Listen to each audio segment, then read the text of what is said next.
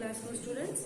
Today we will start a new chapter, that is House and Bridges, chapter number 22. So in this chapter we will discuss about how to construct a house and how to construct a bridge. So what is the equipments and the things are needed to make a house, and how we can make the bridges. So first of all we will start with the house. For making the houses, what the things are needed? The main thing that is needed is bricks. Okay, bricks are both cheap and durable. Bricks जो होते हैं ईट, that is very cheap and durable. वो सस्ता होता है और टिकाऊ होता है.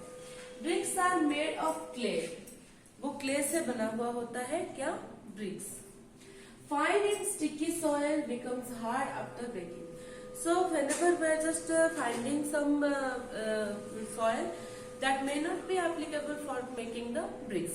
For making the bricks, that is a special soil is needed to make the clay. So here this kind of soil is found on the bed of the lakes and rivers. Lakes के पास या फिर river के पास जो हमको मिलते हैं मिट्टी, उससे ही हमारा जो क्ले बनता है ब्रिक्स के लिए. So how to making the bricks? First of all, clay is dug up and then ground into small even particles. पहले क्या करते हैं? क्ले को निकालते हैं, मिट्टी जो भी है नदी के पास या फिर लेक के पास, उसको पहले निकालते हैं. निकाल के उसको पीसते हैं बहुत छोटे छोटे पार्टिकल्स में, और इवन सब इक्वल पार्टिकल्स में उसको पीसते हैं. और उसके लिए बहुत सारे मशीन्स भी लगते हैं, या फिर तुम लोग अगर देखे होंगे तो वो क्रशिंग के लिए वो खुद अपना हाथ और पैर यूज करते हैं ताकि वो क्रश कर सके वो मिट्टी को, और बहुत स्मॉल पार्टिकल में उसको डिवाइड करते हैं. सो इवन पार्टिकल्स में वो डिवाइड करते हैं ताकि वो जो ईट है उसमें ज्यादा बड़ा वाला पार्टिकल्स ना रहे. Next is mixed with water to make it soft.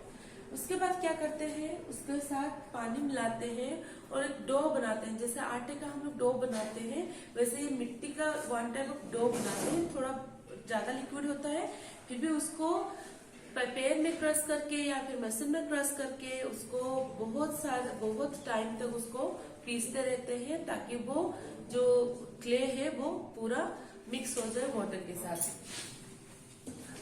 और उसके बाद वो बहुत सॉफ्ट हो जाता है. This soft clay is put into A brick making machine. जो सॉफ्ट क्ले होता है उसमें कहाँ पे डाला जाता है? Brick making machine. Brick making machine बहुत तरह के होते हैं. जो मशीन में बनाते हैं वो बड़े वाले मशीन होते हैं जहाँ पर बस हम लोग को क्ले डालना होता है, वो ईंट अपने एक पर्टिकुलर साइज में या फिर शेप में निकल के आ जाता है. और जो हैंडमेड ब्रिक्स होते हैं उसके लिए सांचा रहता है, उसमें वो डालते हैं उसको क्ले को, फिर उसको हिलाते हैं, डंप करते हैं ताकि उसमें कोई भी पार्टिकल्स एयर बबल्स ना रहे. उसके बाद उसको वो निकालते हैं और सन ड्राइड करते हैं, सूरज की किरण में रखते हैं ताकि वो सूख जाए. Sun dried bricks. So which shapes into it the form of bricks. जो उनको एक ढांचा देता है इस मशीन में ताकि वो एक शेप में आ जाए, जैसे कि ईट का शेप होता है वैसे एक शेप में वो आ जाए. Soft bricks then kept in the open to dry. Soft bricks को जब हमारा ब्रिक्स बन गया, वो सॉफ्ट रहते हैं, उनको सुखाना रहता है. Then they normally keep the bricks into the sun. वो जहाँ पे सूरज की किरण ज्यादा रहता है खुले मैदान में, वहां पर ब्रिक्स को सुखाते हैं ताकि वो अच्छी तरह से वो सूख जाए. Dried or sun dried? Sun dried is not mentioned in your book, but that is very necessary point. Sun dried bricks baked inside a furnace. So उसके बाद क्या होता है? जो सन ड्राइड हो गया, जो ब्रिक वो सूख गया है, उसको क्या करते हैं? वो फर्नेस में बेक करते हैं. उस फर्नेस को हम लोग ओवन भी बोल सकते हैं, और उसको क्या बोलते हैं? कील. कील का स्पेलिंग देखो, यहाँ पर एल साइलेंट होता है, KILL कील. तो किन जो होता है वो बहुत बड़ा वाला ओवन होता है, और उसको फर्नेस भी बोलते हैं, जिसमें वो ब्रिक्स को जलाया जाता है या फिर बेक किया जाता है बहुत ज्यादा.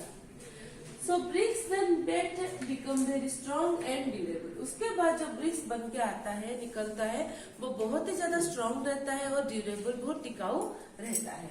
तो ये हो गया all about your making the bricks. You have to learn it and you have have to also remember because this is a very important question. Then come to houses then and now. Houses जो है हमारे पहले कैसे थे houses और अभी कैसे हैं. सो earlier houses were made of mud and hard thatched roof. जो पहले का जो हाउसेस थे, घर थे, वो क्या होते थे, मड और थैच्ड रूफ होते थे.